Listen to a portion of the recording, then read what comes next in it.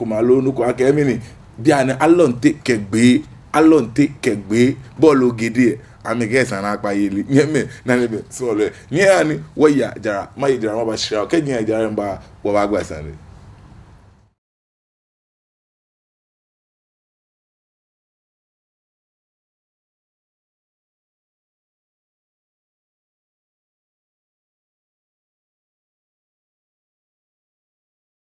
Children have a very high nutritional demand in relation to their size, and vitamins play an important role in maintaining healthy growth.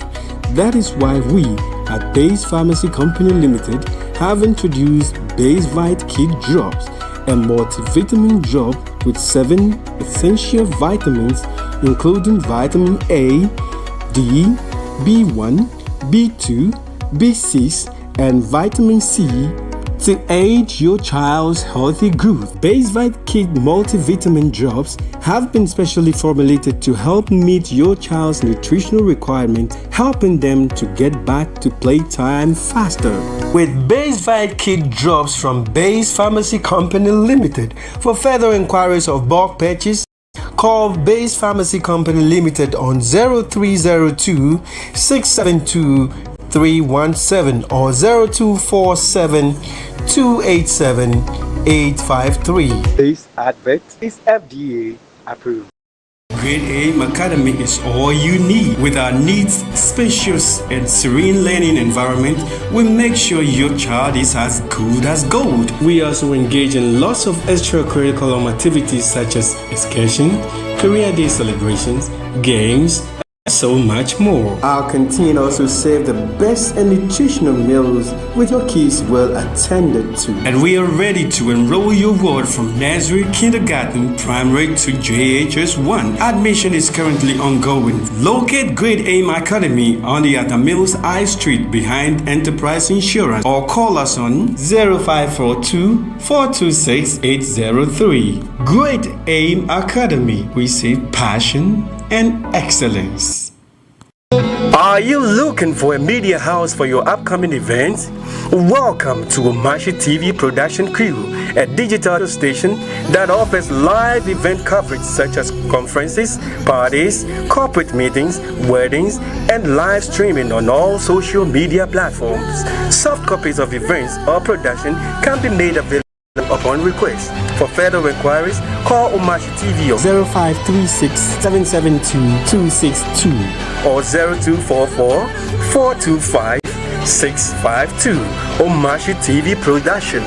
A drop swing man can mean share. Hello, lovely viewers. You are all welcome on the program Fingerprints. This program has been designed to help you know how to create your own business, including livestock, farming, banking, selling, and what have you. I bring to you entrepreneurs who have made it, who have the skills and ability to help you know how to create your business. This is where you have the experience to create your own business. I'm your regular host, Neo Dai Afote Kofi. Catch me live on Omashi TV every Tuesday at 3 to 4 p.m. The program will be repeated to you on Saturdays 8 to 9 p.m.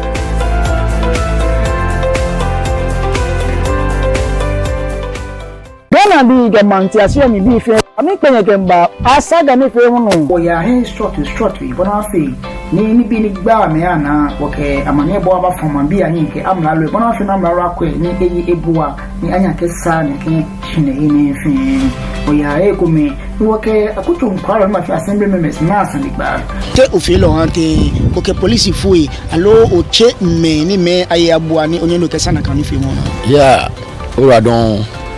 inka police foi ke wo kwani na agbako ya bi ene ke wo sa wo ke wa atu je ya me pe popa ujin ke popa bibi anokolo ifia kwa na kan le won wo kan majanche mi le won na saniba na gba yo titriji gogota ni he ni ekole ni jo ami echichiye alo ni jo beje me ni saka ko na chunwe ni he ni ekola ma chunye ni esa alo ndi ko me afi egbe ko mano na ehin ele me na fe o kapa ni gbe ni o asaga ni fi mo ato igbeja mi ojuba denke e ba nya bona fi ni o fe be ke ha ne ke ni fi mo ni asaga ni fi mo ba no da gbe ipa ni ka se me ki ni hu le mi ye o mashi TV no ngbe ini odai afite kofi meji mo ni yo asaga ni fe mo ni o chan.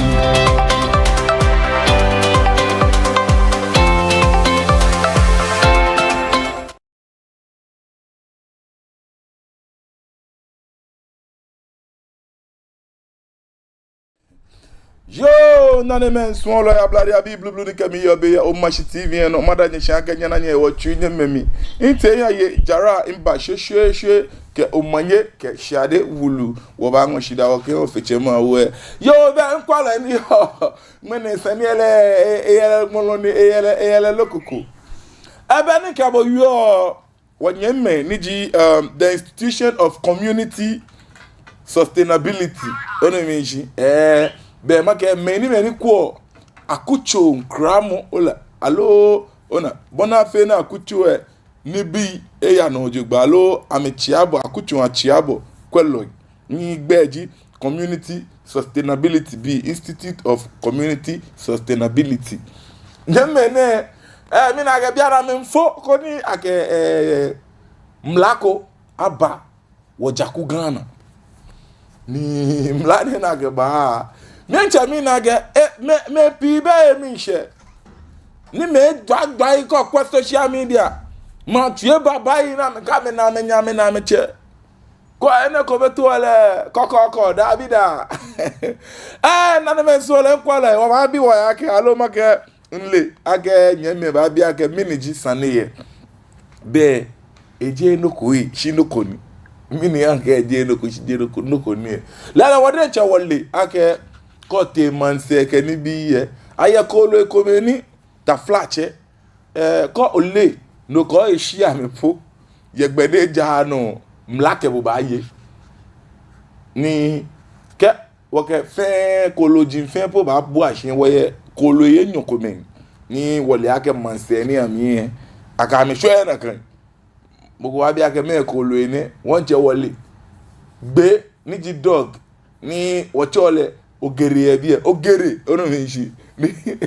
me ko wanye me ko menchole to chulu ona me wanye me ko menchole to chulu ke alonte ni dikat begbe ke alonte nyeme wanye me ne ni di institution for community kia akutu emli bodu mi nyeme sani efo mi bolo nyeme ne ga oro ko te man se ni akra koloji ne ameke lele anonka me nkwa ni bia mi amena ke koloji ne je kolore sana ye ewale na mo mi alo eji koloi na me yeli ehin agbomochowe nile ake wonye me pi mfo ye ake alo wonda ewie mo no ji ni kwe te baba le ante ni wonye me gao bi ye te afi ami ante tonge boli wonye me fla bi ye wode nche woli ake na wonye mele ame gbele ame ke shwe ni ke bo yo ne cosmo ya dun fof ni di chichuko ni wo choja ake galawe yakwe obana gbe na ona come on akiba bi le rogo bena de gba yile slides na wole ni bi ke ni bi o je noko iliga ni to ma ona ke loko ntemu kwa lo noko oba na iche ke ni bi nwhue ni ebi ano nyeme mene ni gabo yo nyeme ne ke esani afio mini ayo ne ke koloji ne shi amba pa fa ko ni abomode ni awo mlaye ake be mo fiamu na ba na le ye ne ke kolo ne be sana nya ke laye ni boni sani atile nke ko kwa social media sani e fe no koko yeme nke mini sani e fe no koko e wa ma na o ge lele wo nye ma blade TV bi le won we ba fe mini e ba post ni ke ni ke mo lo choka mi ko comment di ke ni bi chicken clean nya wo kwa infoni e boni wo nye me ablade TV online TV abladi online TV boni ame post le ame nya wo kwa wo ngbe nya wo kwa flyer be ni ame feel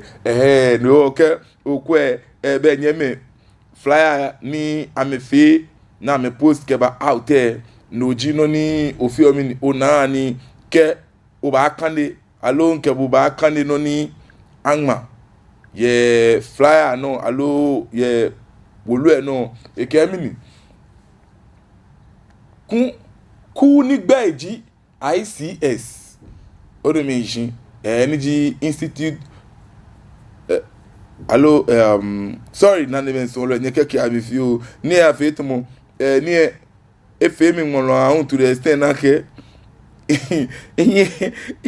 jeje no choage Institute of Community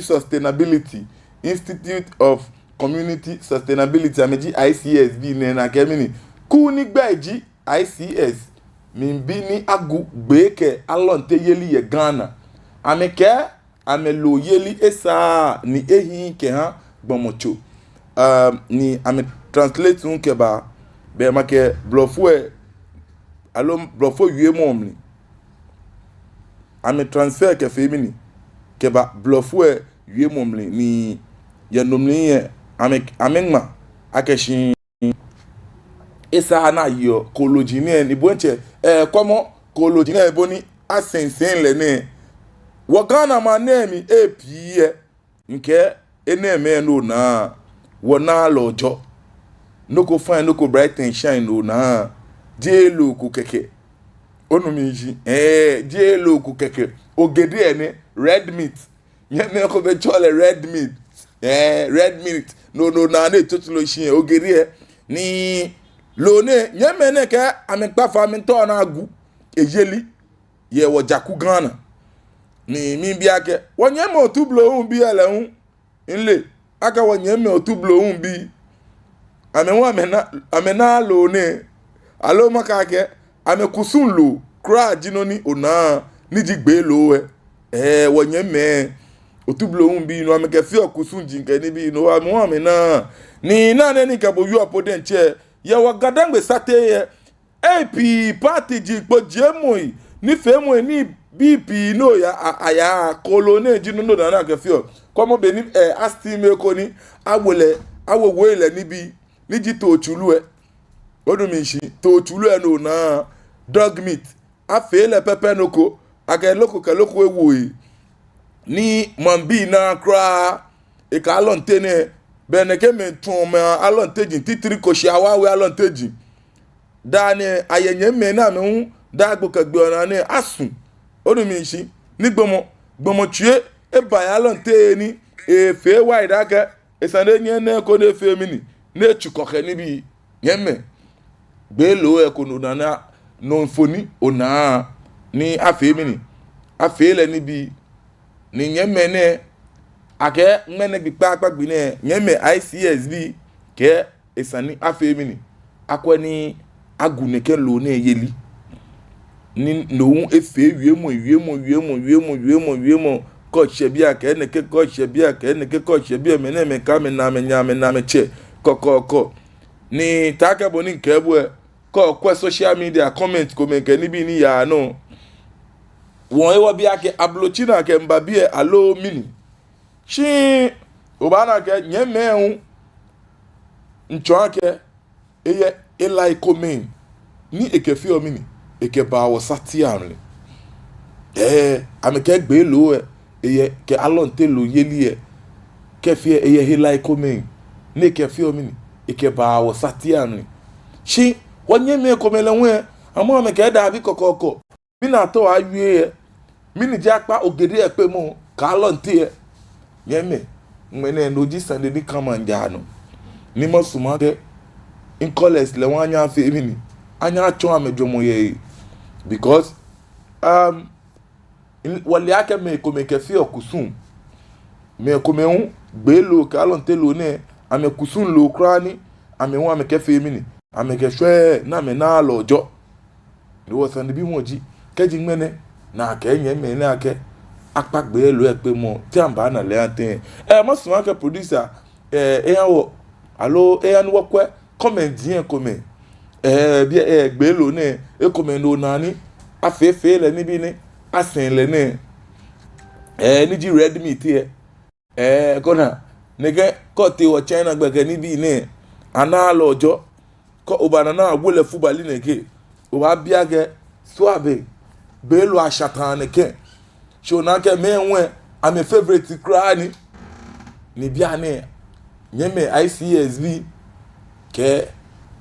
amba akpa fai ko na kwe na guneke lo na ejeli ye wo jaku Ghana ni nke bo yo ne by this time ya no akwadi mfo gbe asha ni asha ko na ashie ko na ho ko lai soup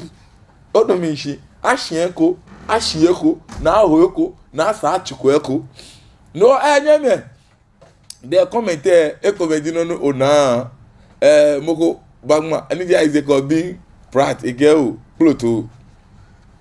chuage ni ploto ohun eto ebi age ni ploto ohun na is adoba ka age shi mini ile babo chiu ka fata ile geo meneme I'm a bit serious I'm a get some ko nkuraba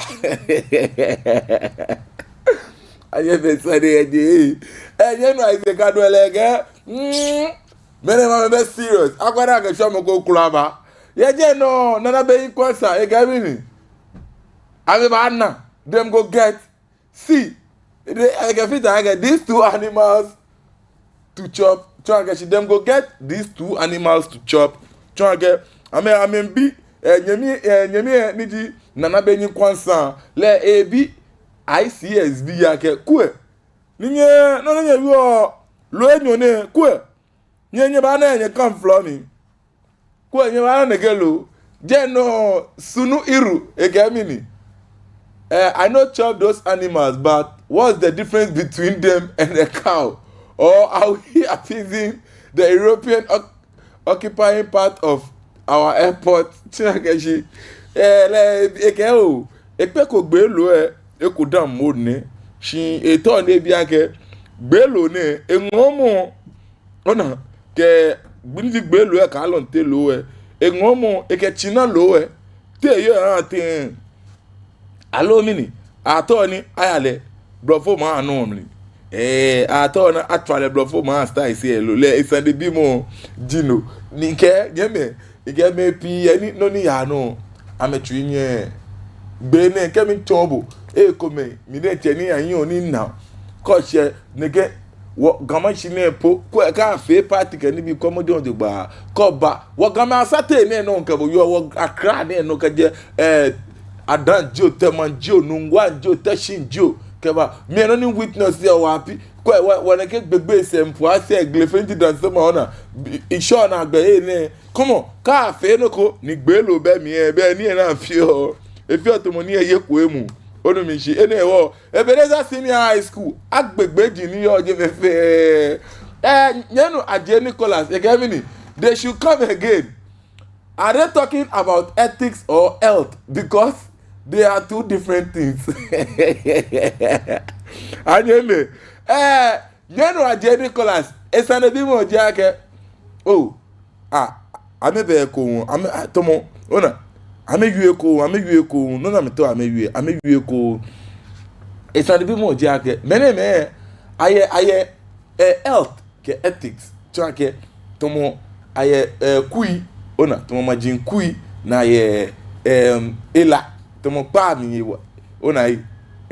pa mi na mo no ko no mi ni me ta wa wie ami wie tomo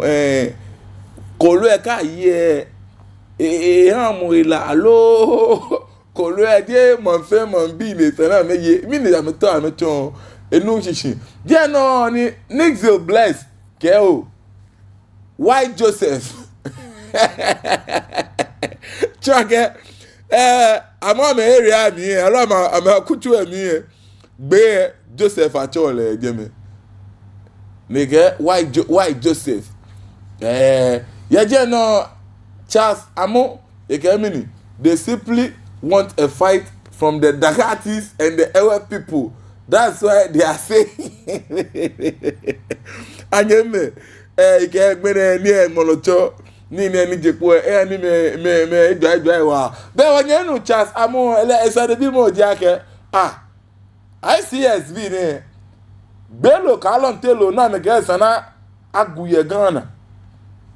ni apape mo mini aso ICSB ne amento na me ke wonye me Dagati ke aigbe me anabe alo mini kenu amewie na anu shite fete na ba inje no na ba ka pa pe mo twa gachi wonyema egbe me kedagati bi ye ama my favorite meat kra am chinalo ka me tolo kra jin no ni ana ona nyeme ko mo dwomoji ake pulo to po ke pa ngoto mi basa ke ni bi nopo akwe aye no e ba lete ni monile e kan ngoto mi chaka po e aka gu ye shi ogerie ni di ogere to isi te fi otin na ka ake apa ogerie pe mo ni di to tulu gbelu ye je no Isaac ano bagma ga mi everything about is medical. Hey Ghana, come to my hometown. They like this animal meat more than cow meat. Gbelo teki. Nyenu Isaac ano eke o nyele leke sani ke mo diake be nyele dane nyege health chwake medical chwake me ani ne iwale namo sandi lege min dane nyege iwale namo sandi mina yuo kwe ye chone mi abana ba kwe ame mami gbelo ana lojo ejeme niwo mina yuo apa me gbelo lo pe mo general lati kemini I support them. These are pets. Onage rayelati ele semamli no le no ne ba wi eji ake oh a supporter because na ake ene mele pet ni chanke ona kolo ni akame ona adisa akame na shramo alonte bonche kuma boni asha alonte ni afele lokoko na awole ene pa kwa adun ale yi agale fonte no ni adun ale pa ko onu mi si nípa àgbà wàá fẹ́lẹ̀ níbí ni àwa fọlọ́lẹ̀ náà fẹ́lẹ̀ níbí ìwọ ìbàlẹ̀ tẹ́yìn náà kọ́ akẹ́sí apápẹ́ mọ̀ yẹ́mẹ́ ẹ̀pẹ́nẹ́ kura yẹ kọ́mẹ̀ntì ẹ̀ nọ yẹ kọ́mẹ̀ntì jìyàn náà ọba náà kẹ́ mẹ́pì yẹ ní èjì nàgbà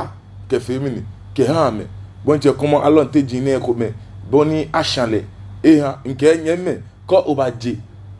ọ̀jàkú Ghana alonte eke gbeyele noni ICSB na yo mi na ke ka ko na yin ameba ni conflict aba because wo ma yin yen lo ni ji wo che John Dramani ma po ona amede no fu gbege ni bi e ko me ni chale ko ayo aka pa gbe ka alonte pe mo be lokoto mo o tawo ni o ke no ko nklaba e ba fe la yin asisue mo because ni aveton akucho fa akucho ke leun ona egbejiano to onu mi nsi komo gbe e ko ni onage gbe e me ne ajegbe ajiese ni afro ile na fefe ile ni bi bonu mi nsi ike nyeme sani e ahunto ne wa mi bi ake gbelo ka lontelu na ka pape mo ye wo jaku Ghana botu wo jaku Ghana yi gbelo ka lontelu na ka pape mo nyeme ICSV me ni me na me ko akuchie achiabo ameke ame ba pa mla lo e5 ko ne wo mla na ke gu gbe ke alonte pe mo ni wo mi ake te wo ba mo sane ne mi wa tin nyeme ogeri to chulu okuchuami nkwalo ngene nsana bi moji okuchuami alo di enche neke mi ni ji ojomo ye ngene mi gbele phone line se mlan bona yi bona afi koni mo fiamu anya afi mi atwa le ton ojomo concerning ni ne ake kolo ewo te afi olete aba pe alo apape mo niji ogiri gbe nonu wo yen me wie aso ofuase alo okebuele wo mi aso ofuase alo okebue wo mi epi ye ko chejen nke to be nu wonye nu e comment ne ba drop ke mini kwe ene mini aso nyento nye ke dagati bi keni anabe alo mini isane bi mo jino ake aso atawo na ke dagati bi anabe Allo mini krata o na ton. Nyemini ege nu chichi. No onkwelo mina ke nyenu ko eba kan no. Elo ablado fa no ogba kan no gba kan do twa akajo. Yo Yesu bi mate.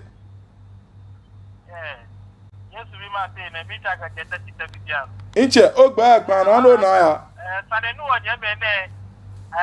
ICS you ode. Kisa no ko ni ko obodu mo lo wa lo we. Eji mo lo san. Mo ma no lo. O ke pa pe mu. Ka bo no pe ma ka bo no sumo. Me le kan intact ne na bo le ko ni eyo. Na mo ka fe fula bo de le bo ni eyo. E mo bo no pe ka ko gba ga e ka pe. Choaga bo favorite mi ora. Choaga bo agbe lo favorite mi. Chaka ma pele. Ni ma pe da bi. Shi boneke la ola me shi. Bon, come on, they get paid. Allo, dear. Eshi, na we dream. What for I don't. Yo, iche oyiwala don inyen wache Yesu bi mate ye tevi biano le egbe onu eke chale na mi no na yo enye o because me ko me humano lo ni tous les popes na lo cash na o na sha bo fe catch kopo no keba no wo no ele ake o ene na to chulu o meshi nke eni mi na ke kolako nyenu kolako eba pano nyemiko eba pano ablado fa no gbe ka do chagajo Sorry, ya kaneshi. o fa na no na ya Ya kaneshi, no ta ba ya kaneshi. No na no you ane ale eba hilo. Because what them me what to blow be oji no work ni na ka fi okuso. No ko ke abepa no fe abepa yele milo touch on me. Because onye o se mi akashi ko to blow ba nyo adumo to blow ko ni alo ba nyo abepa le se no aka ba akashi abepa pe mo dabi hello kuso hello che you so ame hu no ya ma kuko kro lo aka ma ga ame hu abepa pe mo dabi o be o pa fa wa be bomode na me kwaje me because ta le ga sane ko wa ba wa ta le ga ta be ko ba o ba ne no ko ye lo ka la ga si e pa pe mo na ko ko mi ne ba fe bo e ba wo kan te wo na le bo lu mo e wo mi pa fa wa show them to be send fio o them to be send fio kaji ale no ni amlalo ngono ne ke o ke kusu na ta wa fe ele abanya ke fe kusu eshi esa na ba pe o fa ni no mi ni jojo we no we kan shi no mo ne ta sane no no o bi pa she no bi me fa wa shi be sa ka shi ni tina ele nwe tina e ko to lo ele na wa ke tina e ko to ke wo no mi na ba ke da ora no me ka pe ameke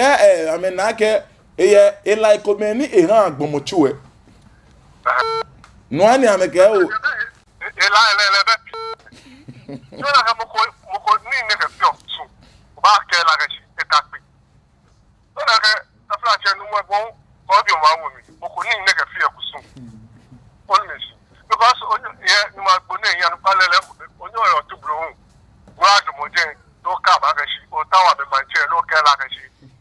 gbe na me ka fi o ku su ame pa ko ko na insane ba nke bulu mo ma le ko ko na insane ba o ba ne yo inu o ba ne yo che o yura do che na ne me so la bla dia bi ta ka body kenya ke we ku me tu blo bi ame ba pe ne wonye mo tu blo bi ka wonye me daga tv ke fla bi ni ra ma pe ne ni blafo jamle yo ma ke 1 month meat is another man's poison ono minchi chage 1 month's poison is another man's meat mina ke nyemi kokloko e ba pano lo kele ma gba sande hello o ba no gbe kan do chage jo o ba ne Victor de imbeji ni dai Victor de mi pa do o Fernando na anche o e pano imbeji ni oboda Victor de mi pa do wa dem O Fernando na ya. Yo ode ni yama brata. Oba ne imba mani. Manye juna abla offense. Aha. Ole nuko. If you don't get money. Wọ́n yà kẹ́sì wọ́n gama máa mi ní èmi yẹn. Síkàlí bí àmì bẹ́ẹ̀ kí mi ní àmì kẹ́ bẹ́ẹ̀ fi ọ̀kùsù náà mi yọ. Àbáfọ̀ nù ẹ̀ wọ́n yẹ mi ọ̀sẹ̀ kẹ̀mẹ́jẹ̀ fẹ́ yọ̀ gbé yẹ. Kàkàkà bí kí mi ní yọ̀ gbé yẹ lọ. Ìbí ẹni wọ́n gama bí bẹ́ẹ̀ mi yọ̀ gbé yẹ àmì yẹ fẹ́ pẹ̀lú kẹ̀gbẹ́ yẹ lẹ́ẹ̀bà. Wọ́n dà àmì yẹ fẹ́ tó. Kenya amahe ni abegbe na meje to ma he oto we mo ko gbe Jesu se ya tale ni ihe ewo aya na ho na yi ake sakipap ni le ye go ni la lo se wa ye bi je ti ya ya lo se je ko pa ye do mu ye ti bi le be ba mo na mai bo ni ke ifu ne ka ta no baba mo ni ni mi no e ka to ya agba ka ka obuku e fine mo ka me wo ye bi to pa Papa yelisi be ye wo kama loni waya wo loni wo mo fiamo ye manie ni de yo ko be yeli e agbe wo kama wo ye fe wo te me ba no manyaba Ya o inche o iwala do inche wache ege le ewie mo no na agba ji ake na ke ogeri ani ji ogeri ani di gbe lo lele die gamalo ni shibi ani gamme ni di gadan mo bi ye won pe gbe efe me ni kegbe ba mi re yen mi kokoro ko ba pan no hello ablado fine o gbe ke no tragejo o fa ko de ni fine yen o fa ni eta ni ma acham sanya fa mi try jungo de o Fernando na yen no ni yo achimbi amu amelu achimbi amelu Chibi amelu sana me wa me yo bi ana kiti ta me pa yin ye mi jo na ba yi obe ake ha egbomochu na agba me no ani esana agu yelie no bi yo yo obe egole me enwe amewie ke ha wo mambi e wo no bi ame bo yelie je mene over ne yo no be bo onwo no eji agege no ko baba ona o ti ma fe no ja melu o ja koko o ja mi ni mo ko ni ni yo ko je ye da e ta ni papa ba o ko ni papa ni yo no ke ni cho ake ye bo onwo susu mo na ji ake esa na aguo ona over ne yo oyo ladon imi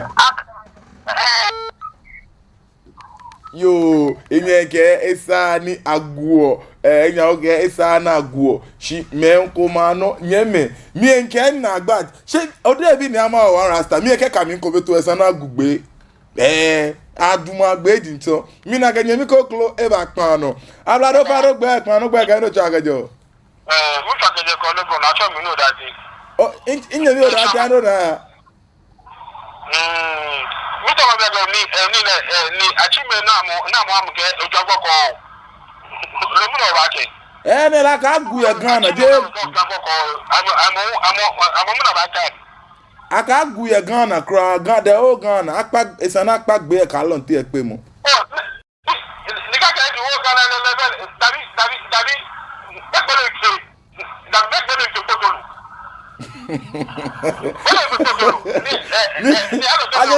Ajemi wa obi sanoko oga gbelo ife kuro to lo o fa no mini mi o je keje o so ni keje ju o so koko oga baby muturu floor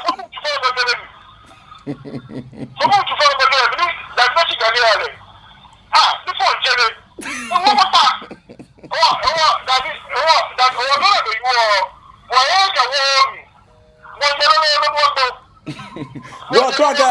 to well, o support the ICSV here.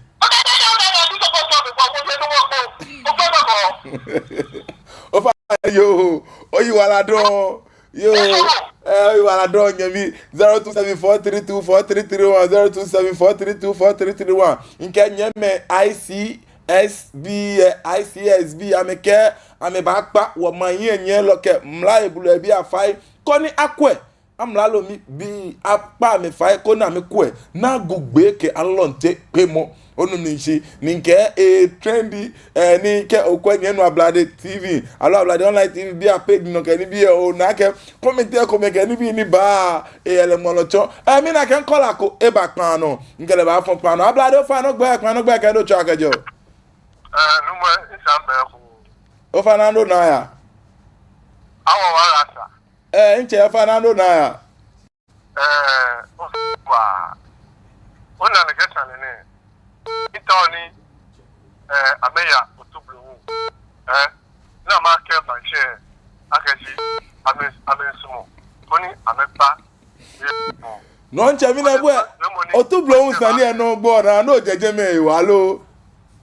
oga mi na ge otublu un sani no to de gbe sani no gbo na because no jinoni akefi okusun niji ke ada de ban so otublu yo na ba fole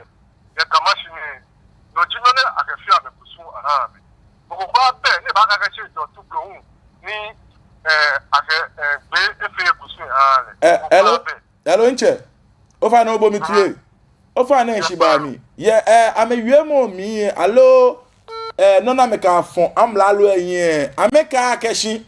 tomo akalegbe allo asmona na gbe ojaku gan allo akegbe akafe kusun die kusun gbedina ameka aka na ba ye ne ba bo te gbomo chu emli yen o na ke o ni aye no ji no ni esana agu e okay inu sisi no jemele wa o fu ase ke abo e ano ne ka ke ame jeme oni bona ba na le jaba yo iche oyi wala do iche ke ba yin egele ebele ko de ba ka mi kenkle no me wi ake o sana yo tublo un da de ba na ke ni bi ni ane ne de ake die ni ake gbe lo tomo akeka ba alo aka lele po ye wojaku gan na shimo ake esani angono na yi o chon ake ke oye ogbele no oye be eji mlatomo se ko le ke kusun ke ka ke nfe ni ka gbe na ache lo afun le na gba be si mi na ke aton wo nche ni tabi en no e ke le bele ko ne ba yu shika men smo bo ame enough na ma yu eje ma ke si apagbe lo eyelimo ko ni bona ma na le na ma ke le mi na ke nyemi ko kloko e ba pan no e lo ablado fa no gbe ke ro cha kejo o ba ni isambe ni ogoda ipate ando na ya to mi ni ogoda se ibe ko e bi ake mi to ba pa na ko mi mi to ba ko ti o ma to mi bo bo ti ya wa ni be bafuno akene akwa me ila ya mi isi agbe lo jire ni outa be yo ke abasole ogwa ko si ya le bafuno jire ni ila yo ye bafuno ke so e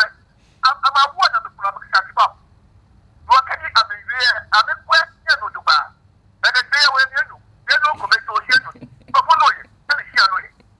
di bafuno aketa na ka ko se na fu ni gadi bo se ya me be ko ye se na me wo na ma sha na me fo na ma ho wo ko ba ni ti to bra mi ti o ma to ma bi ake be no be hello nche abena wo ni wo le ake ti bafuno ke si anu aka ye be lo ko ni abena mi ke ye o fa ni ameka aka ye gbe ka lon telo esa na gugbe ka lon telo yelimo ajaje ko mi blofono allo shiano allo modino ti no ni le pio o pa ni le pio ti no ni le pio ti le mi le me ko na to ke ha na mi ye ile ka me ko me na mi ye ko no abi yo shiano aga ko no na mi ku ame ehi na ba yi go ba ni ka me ka aka ye ku anu to le ka me be mo le ji ku ti bra yi go ya ba la ta bye bye yo inche oyi wala do 0274324331 0274324331 mama en call say nyoko meni keni fi money awa na gbe inke nyeme ICSB ameke amen pa amla lo e fai ma ebulo ebi ya fai wo ma yen lo afai ko ni amekwe na amegu gbe lo ka lo nte lo yeli ye wo jaku Ghana ni nyemme kome amwa me ka me favorite ni mi wi aga nyemme daga TV ye fla bi ye ni ka bo yo na ya dun for galo we no akwe Eeshã le kebab mi na ga nyemme ko eba kan no elo ablado fa no gba kan no cho akajo Ofani atonu papo nja se je ofani nja se mi atonu papo mi nja se je ni le tatu de mi nja se je kanishi ofana no na ya toto lo the white je sakara ro wale kete ofana no na ya wale kete sakara ro kete toto mi gbe be fa ko robi dina to na ke wo no boy ni twaga keka bo ko bo jomo ploto no ga agu ploto bo na shigbe ona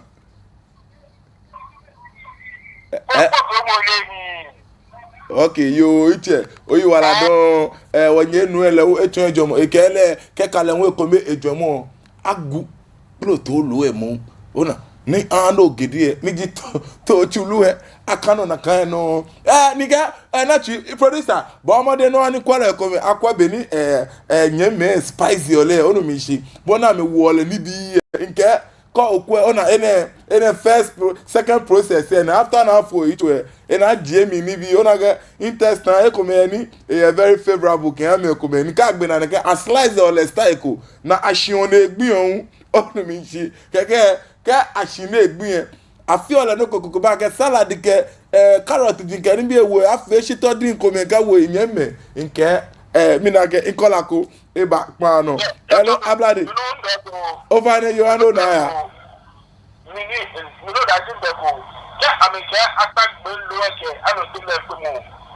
ni ene le we ni fish for na afio fish for go na lo so fa ke lo je go na lo bo ni a lo so fa ki ke bo ni bi go ka wo lo je bo ni ake ba ma bo na o le we le go da le go amiko fish for na bo amiko a try ke ti ke ni be na asha na a lo be le so to we to ba go le da le go ba me yi shi o ki de ala ti wo ba ya ka te pro ba ko wo ba ya ka te pro ba ko o le na mo yo le amako fish for na bo je fa ke bo na ga bo na bo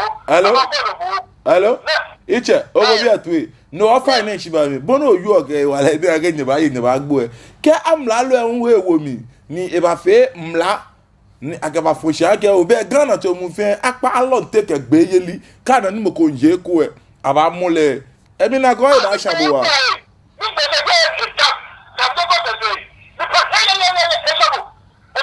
e wa shabo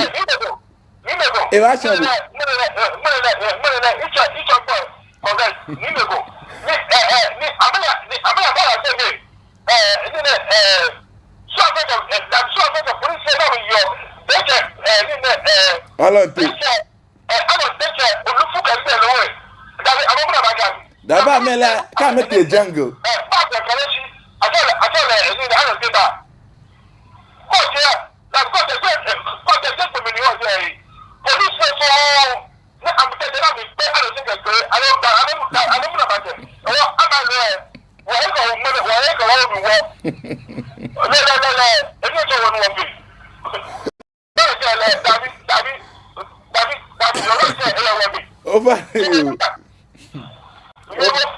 over there yo nyanye so la brother abi wo chairman no na ge ekpene no kokra ke ngenye wo mi na ge ogedi ele we favorite ni because mi anokwale ni sane e ba manja no iye fe mi ya fi o ni bi yan ke kaka apagbe talonte lo pe mo alonte iye nya inle nya na eme ni ame ko shiawa we alonteji ame ani ko bagama shipo ko shiawa we alonteji nfe bi ana menu egbo mi on no ba na ko shiawa we alonte komi because come on if you no ba che ame fe chondi ame chocho ko shiawa we alonteji nfe ni yen ni wanye me na enwe mi feel like je ni tomono na me yo to me kolo enyo fe na chon inpe eko no mi ka agu o eko nye malepo ke malepo be ko la lonte man ma boy wo mode male shi nye male gbe po onu mi shi to mo be ni nye nu eko be ke age gbe aye blofo gbe na aye neken ake gbe fe gbe ni nu wo aka am la lo eko ko na fe mi ni agu gbe ke alonte pe mo ni nyeme ICSB ame jime ni me ni ame wa me ko ona wo pa mi wale na mo ke ni bi ke bale ye akuchi amle we wo nyeme eni ete wo fi ole won han ten na ne me son lo ablade abi bludu ni ke mi yo be ye o machine no mapanye fa wa npanye fa no kwa fe yin ta ke bo ni ole akani ene ngme anye ye wo Facebook no ke meni ke mi ye bi meni ye ke mi ye bi mi da mo fi amo shi mo e kan Facebook no ano ni mi ko ale mo ko ale ake ko machi TV page no ode bi ni ama one rasta Eeshã Bo ni fe mo ni nke ba ogbero nwene nke na nyeme ICSB ameka akpagbe ka lo te pe mo no nyeme mpo ase bi gbegbe se bi ona dan so mo ni ke one side gbege choko gbege kolegon no nla ke nye party e ka fe no oba ni mo ko na yin benasti mi le fona afi awule shito ke ni bi e o ba je red meat e no le akoye to chulu e mi awon ko aje mo de gba mi ni je comment e ba mo de ni ko oba drop keke volley fa4 ni me na me ablade abi minda mo fi amoshi ma chon egbene no ni nke wish me nche nyenu mingle motion ni BNA TV BNA online TV nyenu mingle motion ni mo ka fi kome efite fi ai won bi o feche ma mo bolo ke ton bolo ni na mo bo ni ye bo alo no fi ani afia mo na gba pi mo ejra mo egbe no aje le keje mi ato ape eno be mi na ne me nsun le ablade abi shida ije mo amo fiamo meni kemi yebe meni nye kemi yebe minda mo fiamo chi meni twa meni nya twa minda mo fiamo chi kani ngba gbe wo ne ke wala han wo so ngedi pa wo le hun be ye ekoni o de bi ni ama awo one rasta to gbonye ni she kakla gbe nke mi china kutoka gbe nya wo kokoko nyera don kemi kwemu